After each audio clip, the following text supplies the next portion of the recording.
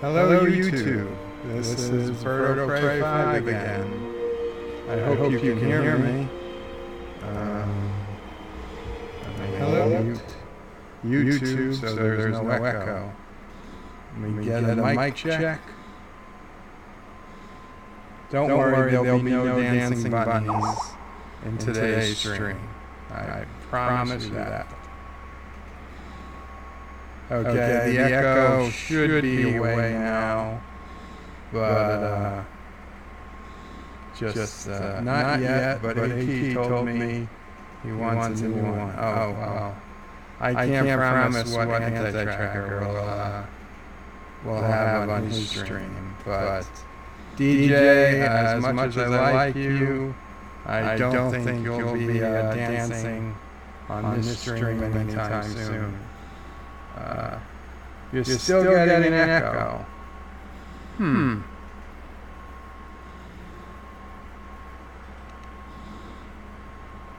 What about now? Still echoing?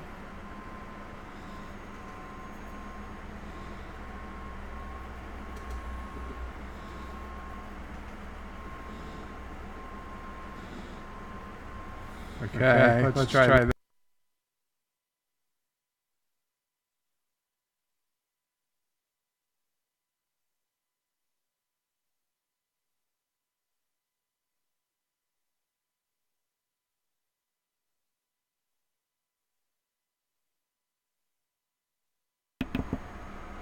So if I have the microphone... Oh, okay. How about now? No echo? Echo? Testing, 1, 2.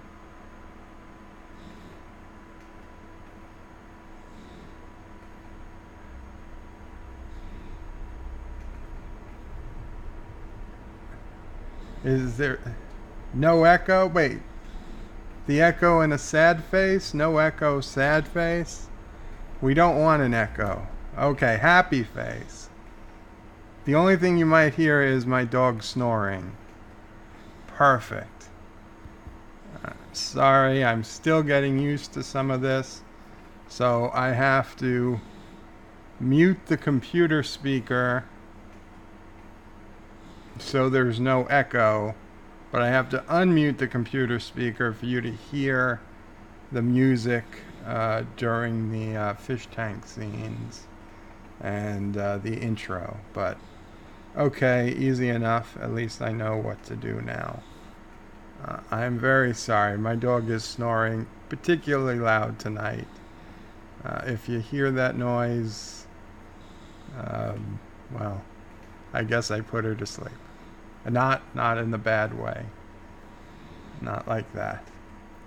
Okay, well, everybody, I saw on Twitter earlier today that it is the 27th anniversary of the classic Star Trek VI, The Undiscovered Country. Arguably the best Star Trek movie ever made. It is definitely up there for me. Depending on my mood, it goes between The Voyage Home and The Undiscovered Country for my absolute favorite Trek movie.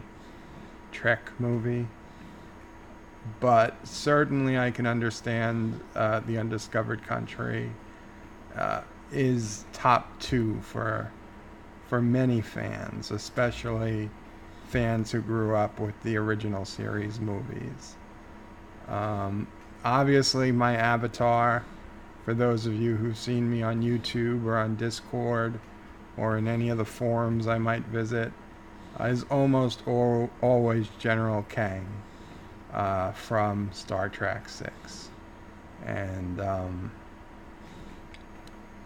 obviously, the Klingon bird of prey has always been one of, if not my absolute favorite ships.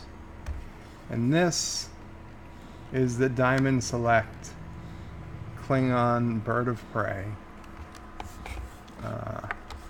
The wings will bend, you've got battle formation, cruise formation, landing formation, and on top of that, we've got lights and sounds.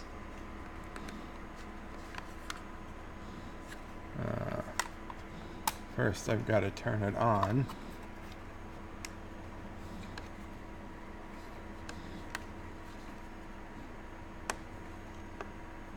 And then I've got to press something. Here it is. Here it is. Okay, let's get back to attack formation.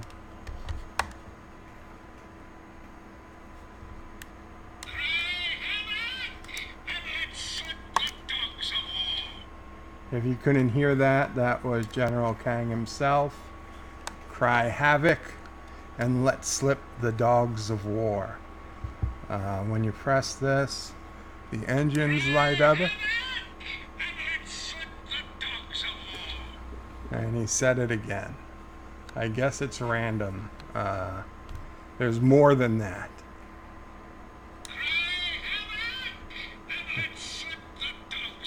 I promise you, when I got this, it went through like 5 different sayings. Now it's all doing the same quote, which is a great quote, don't get me wrong.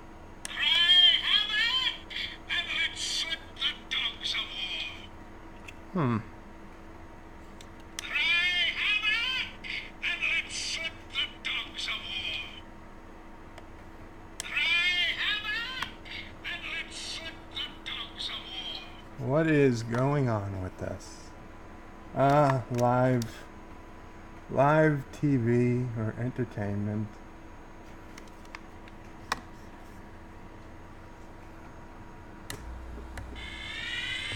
There we go.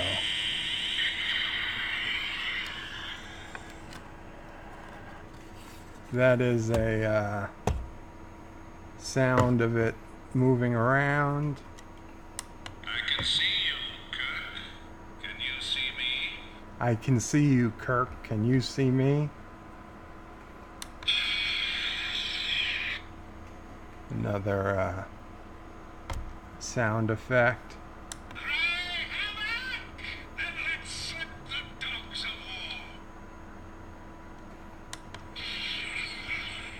Phaser fire.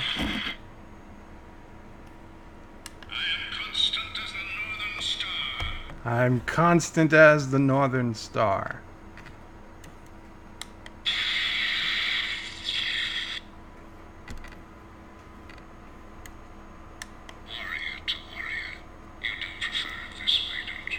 Warrior to warrior. You do prefer it this way, don't you?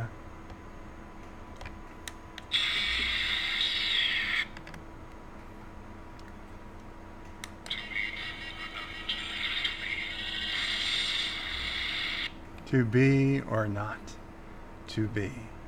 And that's, of course, when he sees that modified torpedo coming at his cloaked ship,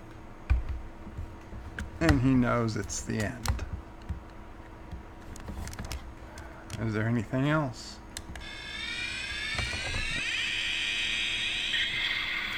I guess that's the engine. And, I can see you, Kirk. Can you see me? okay, so it started over again. The Diamond Select Klingon bird of prey. It is quite detailed. Okay, now the stand has come off, which is probably should have taken it off before.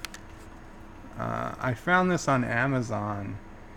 I think it was only like 40 bucks, maybe even a little less. I gotta say, for what it cost, it is quite detailed. It's quite good sized. I mean, it's the biggest Star Trek model or ship I have by far. I mean, even the Eagle Moss extra large is small compared to this. Not that I have any eagle moss, but if eagle moss ever wanted to send me any, I would certainly be willing to take some. But this one is definitely a favorite. Yeah. So, I'm sure there are lots of opinions on Star Trek 6.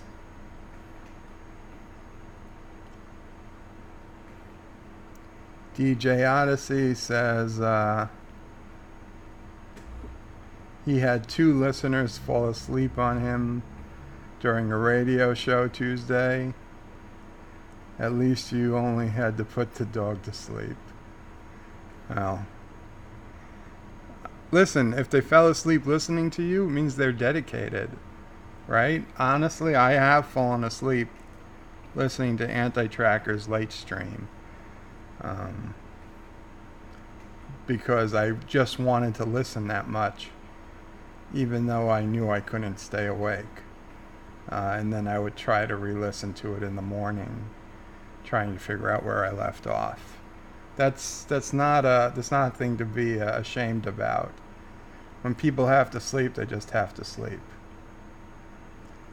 Commander Ironwolf, good to see you. We were just talking about Star Trek 6, and I was showing off my bird of prey. Your first hail. Yes, hail. DJ is good with the hails. Or you were that boring. I don't think you were boring, DJ. Anybody who dresses in a bunny suit and dances around and shovels the snow, I don't think you're boring. I doubt it.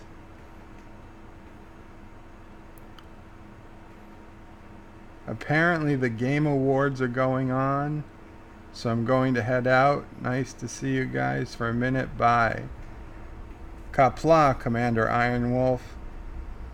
I have no idea what the Game Awards are, but certainly they sound more important, so have fun.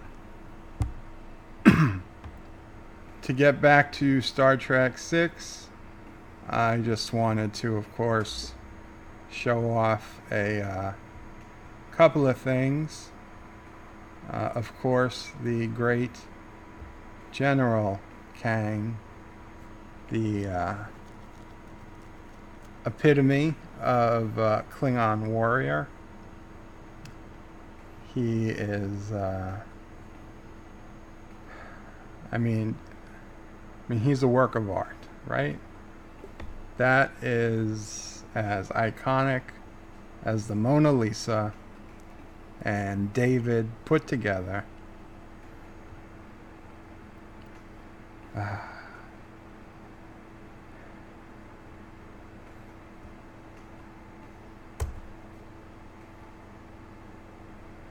So, and here is Gorkin talking to Captain Kirk, Spock. They had just come on the Enterprise, I believe, invited over to dinner, and of course it all goes downhill after that. Some of the best scenes from Star Trek 6. Now this, okay, has nothing to do with Star Trek 6, but Captain Redneck asked somebody to put this on the house sign earlier today, and I just love that Gowron Real Estate sign so much. I took a stab at it. I'm not one that can usually do perspectives, but sure enough, I just eyeballed it, and it worked out right away. It went right on that sign, photoshopped in. 2 minutes, done, good enough. I love it. It's another week and I'm still smiling over Gowron real estate. I don't know. Something wrong with me. I know that. But little things that make you happy, and that's it. And then there's this picture. This, for those who don't know, this is actually my head. My head photoshopped onto the body of someone wearing a Next Generation uniform and holding a teddy bear. I did not do it. This was during the, I don't know, year or so that I had my hair cut completely off, all bald. But members of my web forum, JUOT.net, thought it would be funny to put my head on this guy's body. And then they uploaded the picture to a web forum of a Nevada brothel and pretended like I was a customer interested in going to the brothel, and were getting women from the brothel to comment on how willing they would be to be part of a Star Trek fantasy. So yeah, those were funny days. That's what happens at JUOT. That's the kind of things you get. Meanwhile, I kind of like the picture. I honestly do. I don't think I'd be holding a teddy bear, but if I had a TNG uniform, probably wouldn't be that far off. Okay. Not a lot of pictures to go through today. But yes, Star Trek 6, The Undiscovered Country, came out December 6th, 1991. A day before a day that will live in infamy. But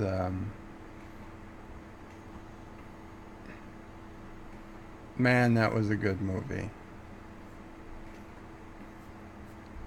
And for those who don't know, or just don't remember, the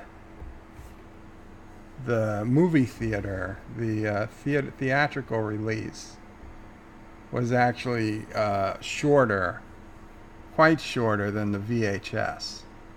The VHS release was actually a director's cut, and it had extra footage that made the movie even better. There were extra scenes that had a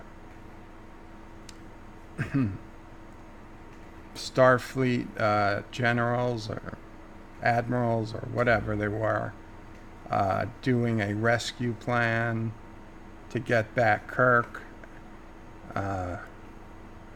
And then, of course, the entire extra plot line where the Klingon shooter at the end turns out to be a human in disguise. So it made the movie all that much better, in my opinion. It was, and it was hard to find because when the DVDs came out,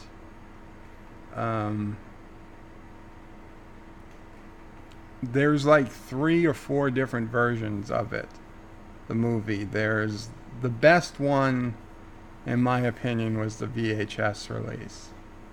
The DVD release, I believe, went back to the theatrical cut.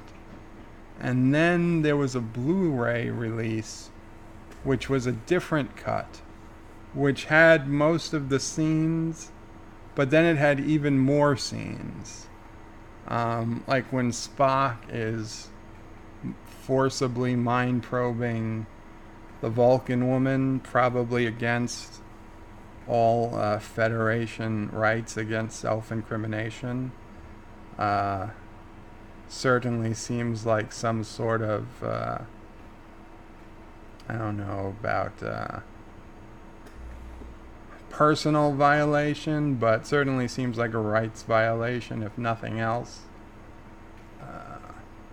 But anyway, he's probing her mind, and in the good version of the movie, he's just talking. But I think in the Blu-ray version, as he's talking and he's coming up with names like Admiral whoever and Romulan ambassador, they're showing pictures of these people like you're seeing pictures in Spock's mind, which isn't the worst thing in the world, but it's kind of corny. I guess I grew up on the VHS. That's always going to be my favorite version.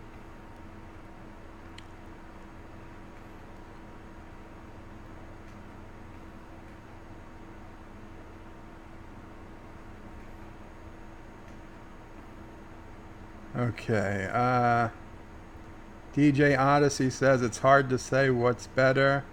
2, 4, and 6 are the best ones. I agree, 2, 4, and 6 are the top 3. Like I said, for me personally, number 1 is between 4 and 6, and number 2 is a very close third. I know a lot of people put Wrath of Khan, excuse me about my eye, but I know a lot of people put Wrath of Khan up there as number 1. It's good, and it's definitely up there. But man, and it's hard to say because every Star Trek movie has plot holes. I mean, and not only some, but a lot. To the point that when I really think about it, I almost worry that we're being a little unfair to Discovery. I know, I don't want to, I hate to be in the position to have to defend Discovery STD in any way whatsoever. But when I look at the plot holes I'm willing to overlook in the Wrath of Khan, or Star Trek 4 or Star Trek 6. They are huge gaping plot holes.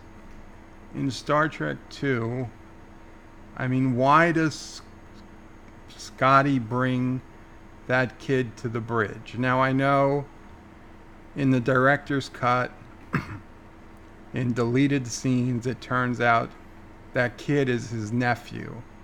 But in the theatrical release, and even the main DVD release, that kid, they never mention who the kid is. He's just an eager ensign or somebody, junior level engineering staff person. And yeah, he gets horribly injured, but still alive. And Scotty brings him to the bridge for no apparent reason. If he's gonna hand deliver him somewhere, take him to sickbay. The kid was still alive. But he brings him to the bridge. I mean, for no reason other than for Captain Kirk to see him. And yeah, it was a powerful moment, but it makes no real sense. So, like, I mean, things like that we have to overlook. The fact that Khan never met Chekhov. I mean, that's a pretty big part of the movie, right? I mean, the movie wouldn't have been the same if Khan didn't know who Chekhov was. But Chekhov was never in the series when Khan was on the ship. So, I mean, that's another just huge plot hole to overlook. There is the fact that Khan knows the location of the Genesis device. He beams it up. So he knows where he beamed it up from. So he could have beamed a bomb or a torpedo in its place and killed Kirk. He could have beamed people down to the location he beamed the Genesis device up from and searched for and killed Kirk, right? He didn't have to leave him buried in the planet, buried alive in the center of a dead planet, right? He didn't have to do that. He, like all movie villains, he places him in an easily escapable situation and just assumes he will die. The absurdity of the coded message, if we were to go by the book, hours would seem like days, and days would seem like weeks. The ship will be fixed in 3 days. Spock, I read you loud and clear. I'm sure no super genius would ever guess that when you said 3 days, you meant 3 hours. Oh, man. All these things, I mean, they just add up and add up. And if Star Trek Discovery were making mistakes or ridiculous things that big, I mean, we would all be on them. As much as we're on them about why do they have holograms, hologram transport, why do they have Vulcan Skype, why do they have holodecks, why do they have tribbles, why do they have Gorn, why do they have Klingons with cloaking devices, they're just as bad. I mean, STD, they seem to have more of them, but in terms of the impact to continuity or just general logic, it is not limited to STD. It's in every movie, every series, almost every episode. You can find these things. That said, I still hate Discovery. It is awful. Even the short tracks are awful.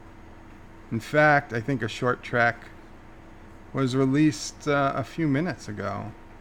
I have not watched it yet, but I'm sure it's awful. I don't even need to watch it.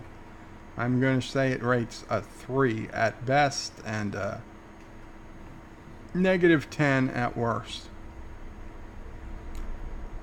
because that's just what we've known. Okay, I'm sorry. I'm off my rant. Let me get back to some comments.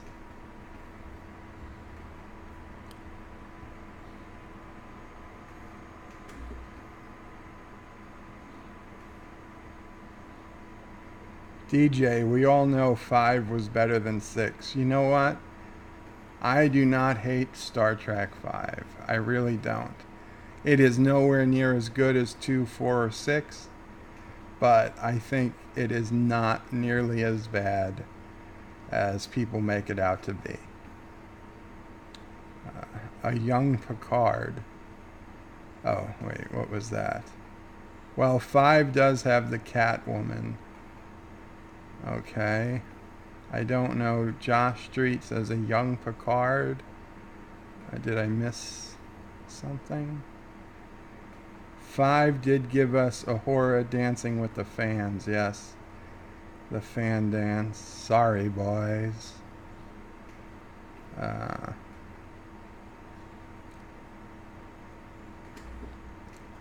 Oh, why not? The teddy bear brings out your eyes.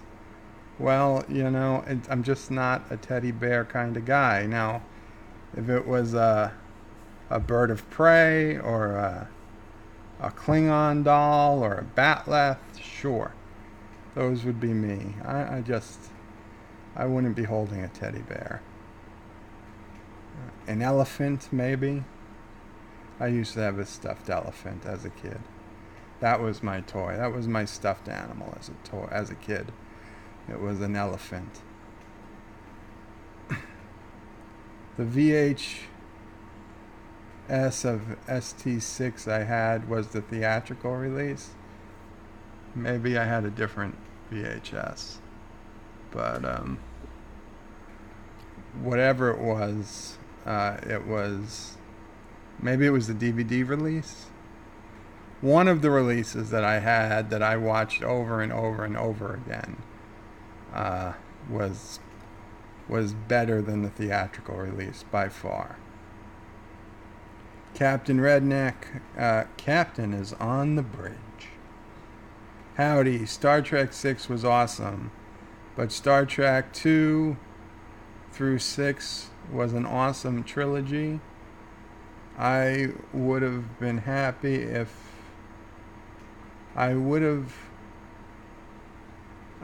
happy if that's all they made. I would have been happy if that's all they made. Well, I'm happy they made all the movies, because I really don't think any of the movies were terrible.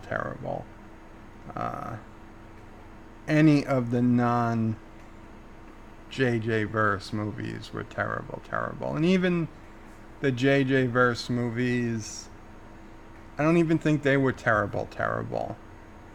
Compared to other movies, they were all entertaining. The only Star Trek movie that I would hesitate to watch is the original motion picture. And it's just, I know it's got the pretty shots of the Enterprise, but for me it is just so boring. The concept of V'ger, I don't like anything. It's not a terrible movie, but I don't like it. And it is by far my least favorite Trek movie. Just the way it is. But I still don't think it's a terrible movie. It is just my least favorite Trek movie, if that's not too confusing. Hail Captain Redneck. Howdy DJ. Well, technically he was on the ship. He just wasn't in that episode. Okay, I'm confused. Skipping ahead. I'm not watching it, letting AT watch it for me and complain about it later. I assume we're talking about the shark track, the Saru shark track. Could be better. Pulled a muscle in my back. Sorry to hear that, Josh Street. Back pain is serious. I'm sorry to hear. Young Picard was about, I don't know if you heard that. It was a motorcycle passing. Don't hear that too often, but once in a while. The young Picard was about you bald in the pic. Oh, yes. Okay. Right. Young Picard. Right. There was that version of him that was bald. And then there was the version of him, of course, that had hair in the episode where Q made him young again. But his clone was bald. I think he had hair. I think when it started to get too thin, he just owned it and shaved it off like I did. And once this gets a little bit thinner, it's going to all be gone. The only reason I brought it back from the total bald thing was that microsecond that you get of warning when your hair follicle feels something hitting your head before it actually hits your head.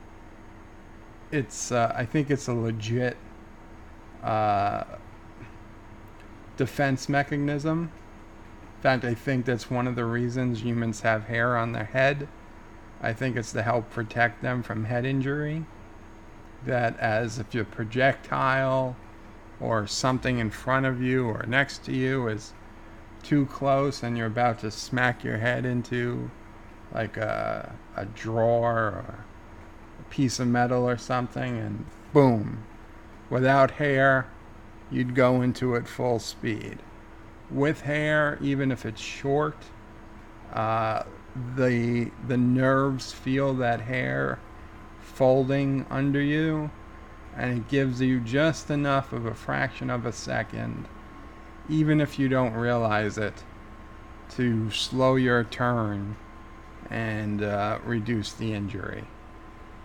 It is weird, but when I was completely bald, I smacked my head into a few things, and it hurt. Not that it hurt, but it was more unexpected than even with having a little hair, that when my head would get close to something, I'd know to slow down.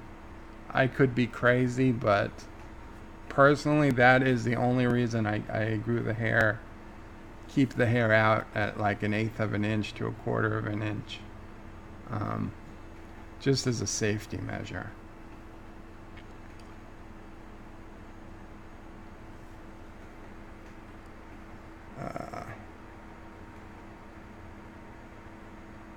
Captain Redneck says he only worked 8 hours today. So woohoo. DJ Odyssey says, I don't know, Star Trek 1 was a big track through a... Okay. VHS box set of the original Star Trek movies had more scenes. Okay, that's it, because I had the box set. They were like black mostly, with an image across them all. That was what I had.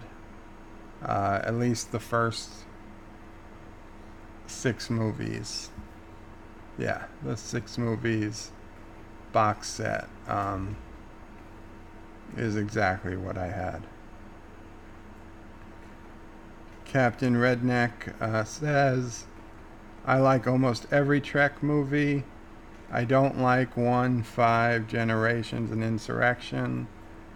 I like all the others. DJ Odyssey says Short Bus Trek. Yeah, Short Bus Trek is definitely a valid description of the Discovery mini episodes. I think I prefer Shark Tracks.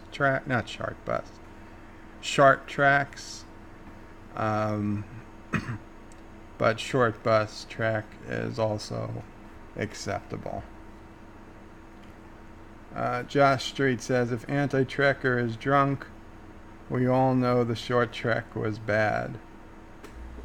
And Mr. Miles said, you let track slip again. I know, Mr. Miles. And hello, Mr. Miles.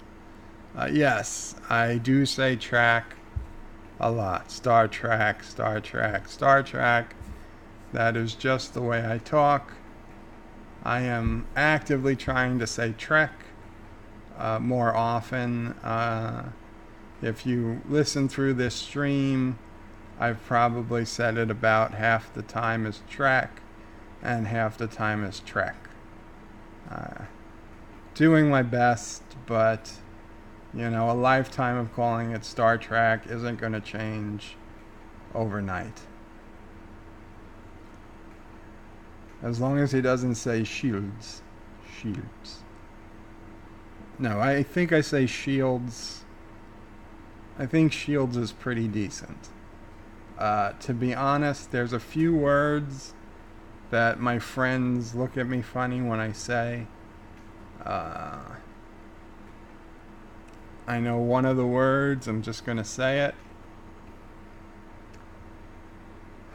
Buttons. Like, if you have on a remote control, these are buttons, or you button up your jacket. I don't know why they think that I'm saying it wrong, but it sounds right to me. Buttons.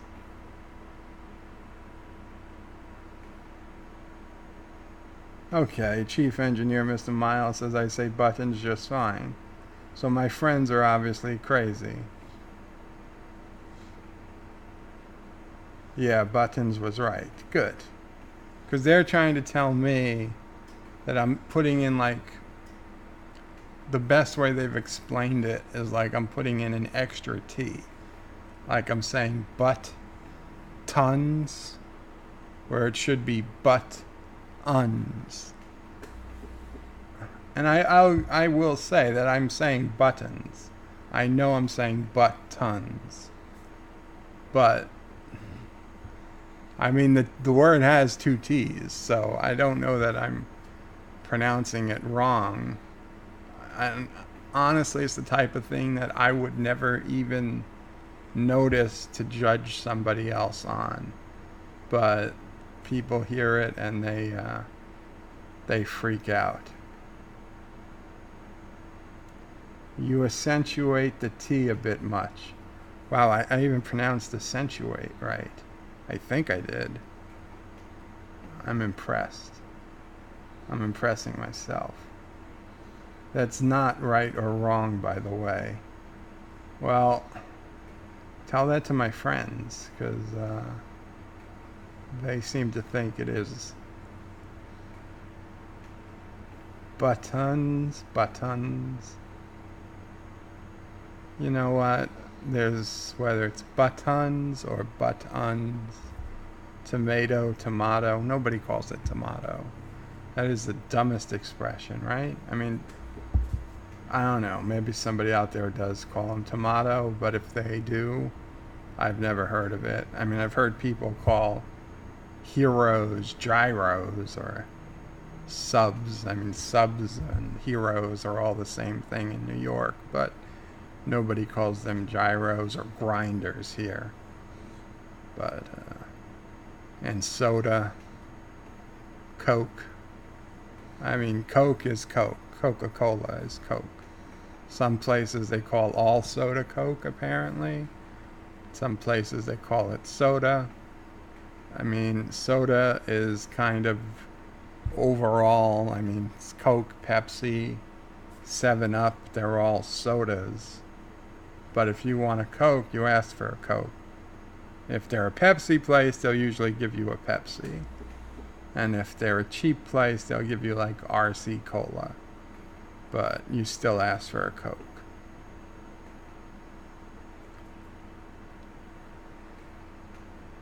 No, it's not accentuate. It's accentuate. That's what I said, accentuate. Accentuate. Okay. I was a little off. A little off. Tell them to say this, supercalifragilisticexpialidocious.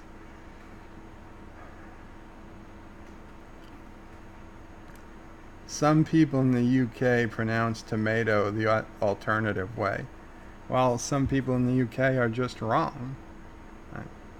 I said it. As much as I love our cousins across the pond,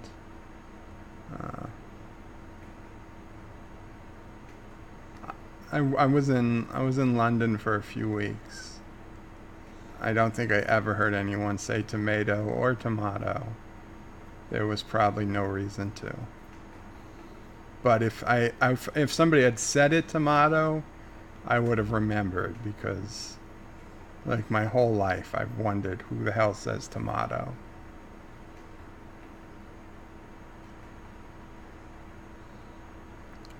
Seven Up is owned by Coke, isn't it? Well, it's owned by Coke or Pepsi. Pretty much all the sodas are, but just because it's owned by Coke doesn't make it Coke. Captain Redneck says, I call all sodas Coke. I know a girl that called it pop. Oh, that's what I meant, pop. I hate pop. That's one thing we do not call it in New York is pop. It could be Coke. It could be soda. It is not pop. I'm not saying it's wrong to call it pop. I'm just saying it is not something we say in New York. It's all soda to me. You know, I think soda is probably the best description. General for soda, it's what it is. If you want a specific Coke or Pepsi, then say it by name. But don't you dare call a Pepsi a Coke. There will be bloodshed. I call sodas Coke unless I'm ordering it somewhere. I'll give the specific name. That was Captain Redneck.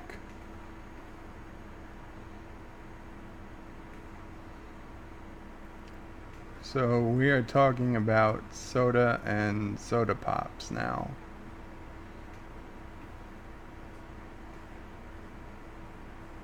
Do we have any Canadians in the house who can weigh in on what they call Coke in Canada?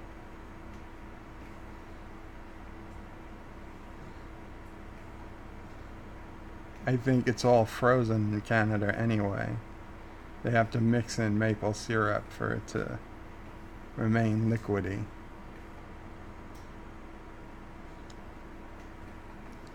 He said soda pop, shoot him. I wish I could. Not, shoot him in particular, but, phaser people through the camera. Stun. Okay, guys, well, this was just a quick celebration of Star Trek 6. Star Trek 6. The Undiscovered Country. 27 years today. It's now 8:50 p.m. Eastern Time. I don't know where I was. I don't know what day of the week, but it is possible I was at the movie theater watching it. Unlikely, but possible. I was at the movie theater watching it come out at just this time 27 years ago. So I think we're going to call it a night. I don't want this one to drag too long. If you haven't already, check out my video I did on the Mr. Captain Marvel trailer. I honestly had no idea who Captain Marvel was until I saw that trailer, and I was just filling things in based on the trailer. I've since watched a couple of other people's reviews, and I'm kind of surprised how close I am on some of my calls. Apparently, even some Marvel fans don't really know the extent of her brainwashing, and if I guess the people who brainwashed her, I guess they did brainwash her, as apparently that's part of her character, and that she kind of turns on them. So maybe they weren't the best, maybe they weren't good guys. So if you get a chance, check that out. That's a highly edited video, not a live stream.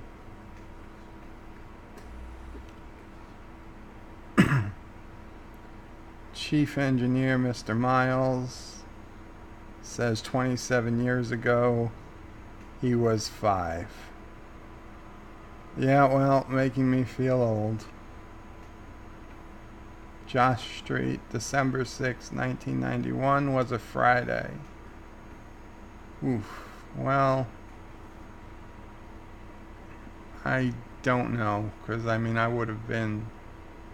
was young. 1991, let's see, I was born in 78. So I was 13. I was 13 back in those days. I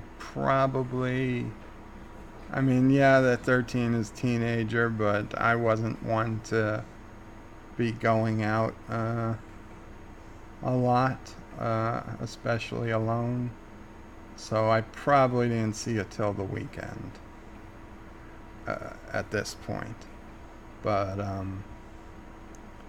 Captain Redneck said he saw it 4 times the day it was released. Is that what he said? I watched Star Trek 6 4 times on opening day. Wow.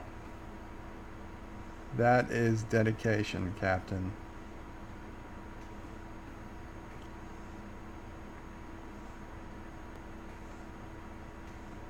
James Pace Photography, welcome to the stream. He was born in 1992.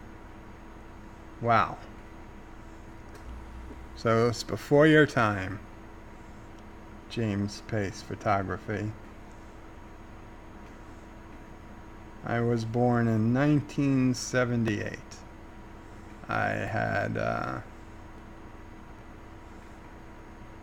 I was technically alive for, I believe, all the Star Trek movies. Although, of course, I was much too young to remember the original series, the motion picture, and I don't believe I ever saw Wrath of Khan in theaters.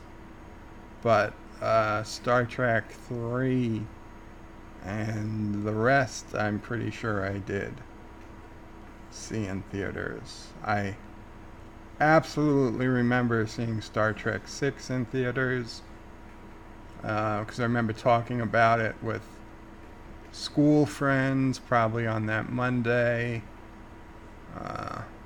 Specifically the quote at the end where Captain Kirk says, second star on the right and straight on till morning or something. And like one of the friends actually thought that the end of the movie was them flying into a star, like they were killing themselves at the end of the movie. I didn't even bother to try to convince them otherwise, but I was like, yeah, okay, you know, you pick your battles. That wasn't a battle worth choosing. There would be no winners in that.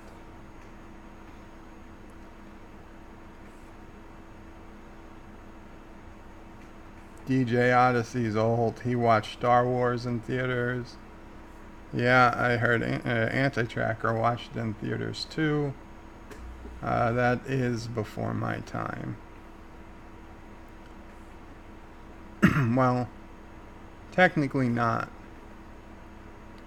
Not all of them are before my time.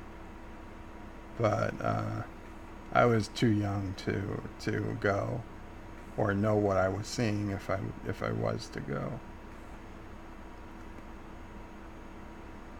Okay, everybody, have a good night. Kapla. Watch Star Trek 6 again when you get a chance. And I will see you guys around.